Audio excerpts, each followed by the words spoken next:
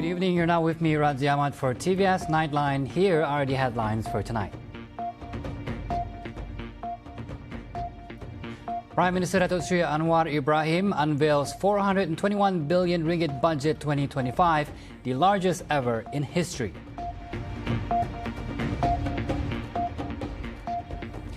₱5.9 billion allocated to Sarawak, an increase of 0.1 billion ringgit compared to last year.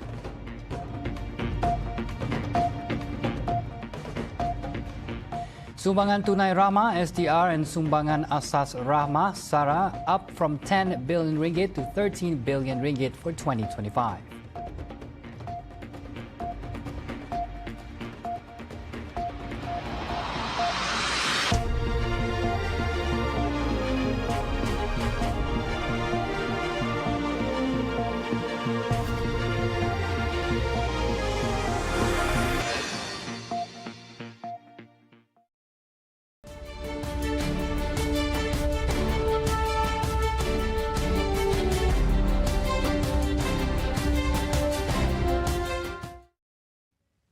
The 2025 budget marks the largest allocation ever announced by the government, with a total of 421 billion ringgit. Prime Minister Datuk Seri Anwar Ibrahim said that with this record-high allocation, the government will continue to maintain an expansionary budget while remaining committed to gradually reducing the fiscal deficit. RM421 bilion, iaitu RM335 bilion belanja mengurus, RM86 bilion belanja pembangunan. Ini tidak termasuk RM2 bilion simpanan luar jangka dan juga projek pembangunan awam swasta PFI bernilai RM9 bilion, termasuk GLIC. Syarikat-syarikat ini milik oleh kerajaan, menambah dari segi peruntukan pembangunan RM25 bilion.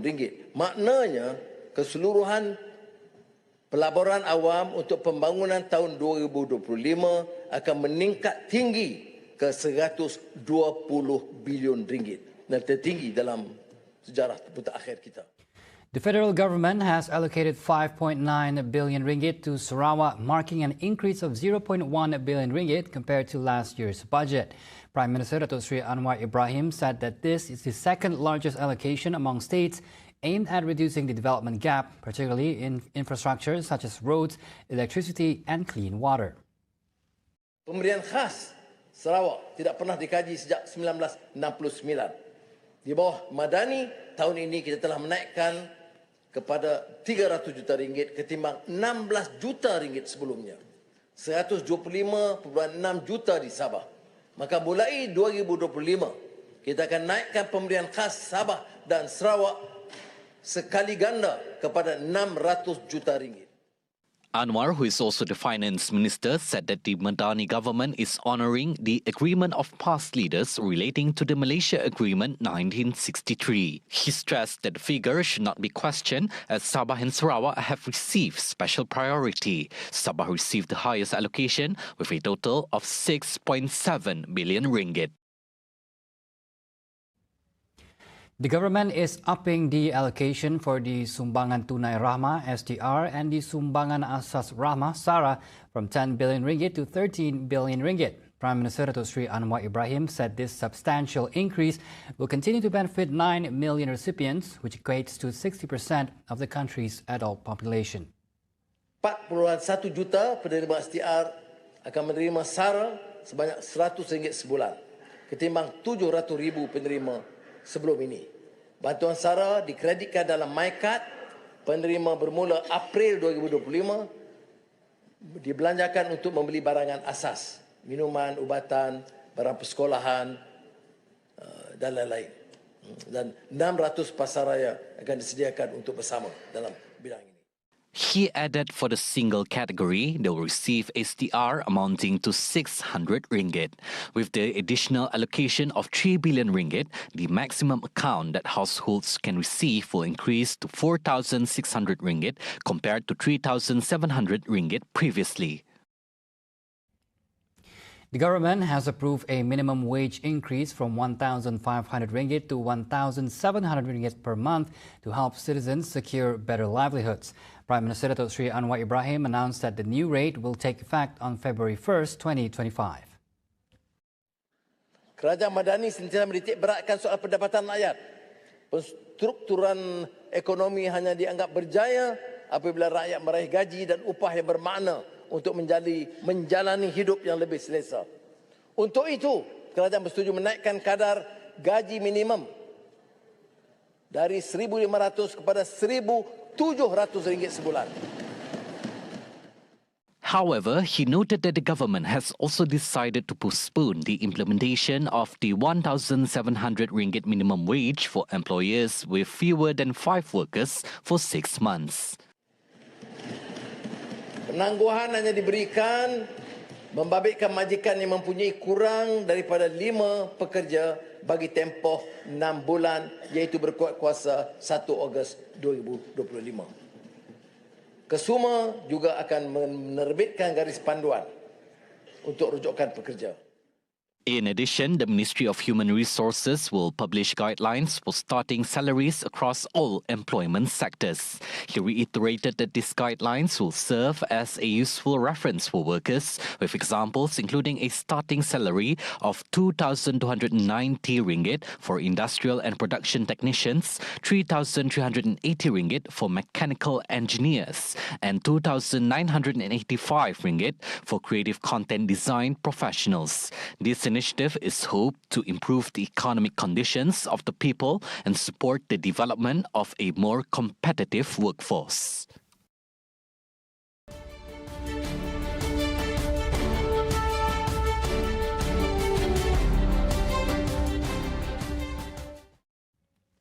In other news, the establishment of the Radiology Intervention Center at Sarawak General Hospital is set to strengthen the region's healthcare system, especially in radiology and cardiovascular care.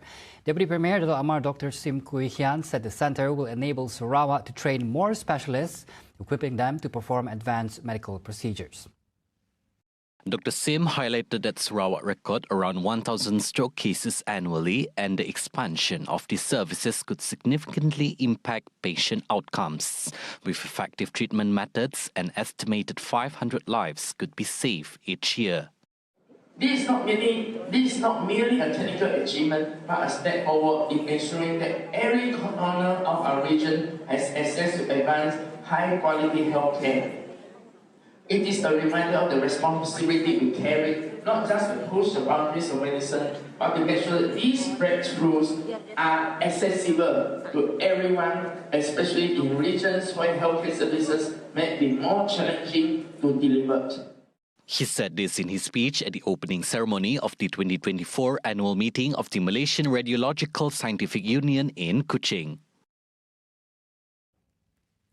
Sarawak has formed a strategic partnership with Yogyakarta, Indonesia, aiming to elevate the batik textile industry through knowledge exchange and collaboration. Sarawak Minister of Tourism, Creative Industry and Performing Arts, Datuk Sri Abdul Karim Rahman Hamzah, highlighted that the partnership, sealed during the Batik Festival celebration in Yogyakarta, serves as a platform to advance efforts in preserving the rich heritage of batik.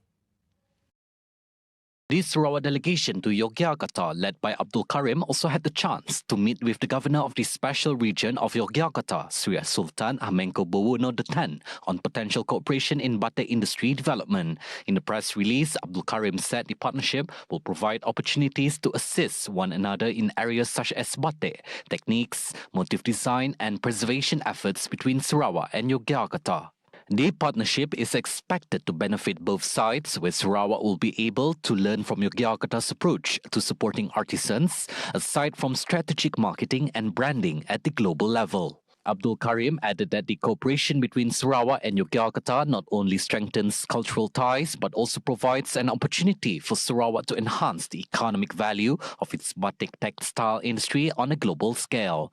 The Batik Festival celebration, held from 18 to 20th October, emphasized the importance of batik as a cultural identity for both regions. Yogyakarta, recognized as the world's batik city by the World Craft Council (WCC) in 2014, is a key center in the global craft industry.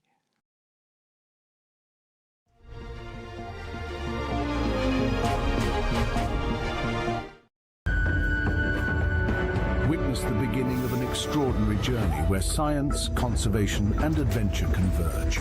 Mysteries await, and the underwater world holds its breath in anticipation of the secrets that will be unveiled. Diverse species of fish have made the rig their home. D30 has become a burgeoning artificial reef. The diversity of shapes and hues is an evolution from the original purpose of the rig. But what is truly remarkable is the speed at which this transformation has occurred, even at such depths. In just a short period, D30 has transformed from a decommissioned structure to a thriving young reef, pulsing with an orchestra of new marine life.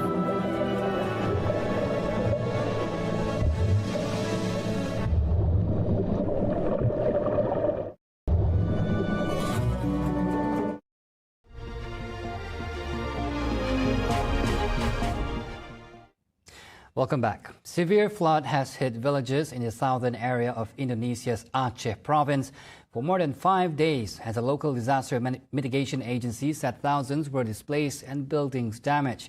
Footages show some wooden houses were swept away by the flood water. Kita di sini di dalam rumah udah sedada. Mungkin kalau di jalan-jalan poros-poros desa itu sekitar 2-3 meter. Habislah, kayak mana lah kami bawa sini? Namanya pun pergi mendadak ya, apa ada aja kami bawa. Ada yang kanyang koyak-koyak itu adalah.